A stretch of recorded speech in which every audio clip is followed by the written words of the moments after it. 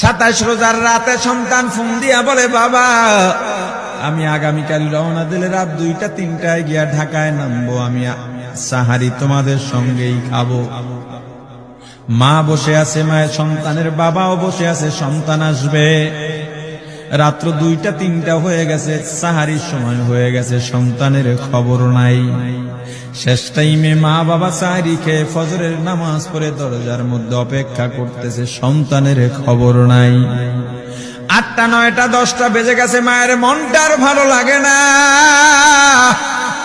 স্বামীকে ডেকে বলে, স্বামীরে আমার সন্তান কই, আমার মনটা ভালো লাগে না, একটা ফোন লাগাও। স্বামী ডাক দিয়া বলে, চিন্তা করো না, ঈদের সময় যানজট থাকতে পারে, চলে আসবে। কিছুক্ষণ পর বাবার মনটাও ভালো লাগে না, বাইরে নেমে পায়চারি করতেছে। হঠাৎ করে একটা ফোন চলে আসছে। সন্তানের ফোন দেখে বাবার সে কি আনন্দ।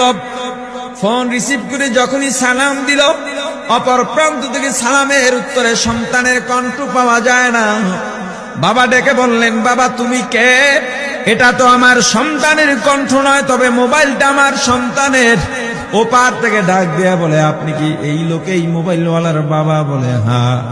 আপনি এখনো বাড়িতে কি করেন? আপনার যেই সন্তান ঢাকা থেকে গাড়ি নিয়া 2500-এর দিকে রওনা দিয়েছিল, ওই গাড়িটা 2500 পৌঁছতে পারে নাই। পথিমধ্যে সংঘর্ষে রাস্তার মধ্যে অনেকগুলো মানুষ মারা গেছে, অনেক যুবকও তার মধ্যে আছে। রাস্তার পাশে সাদা কাপড় দিয়া ঢাকা।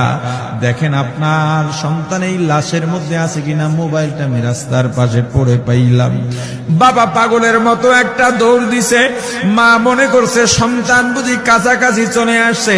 অন্যান্য সন্তানদের ডাক দেয়া বলে, তোরা কে, কোথায়, এদিকে আয়, তোদের ভাই বুঝি কাছাকাছি আসছে। আমার কলিজার টুকরা সন্তান, তোর বাবা যে আগায় আনতে গেছে, তাড়াতাড়ি নতুন চাদর বিছা, বালিশের কভার গুলো খুলে নতুন কভার লাগা, পানি গরম বসা, আমার সন্তান এসে গোসল করবে।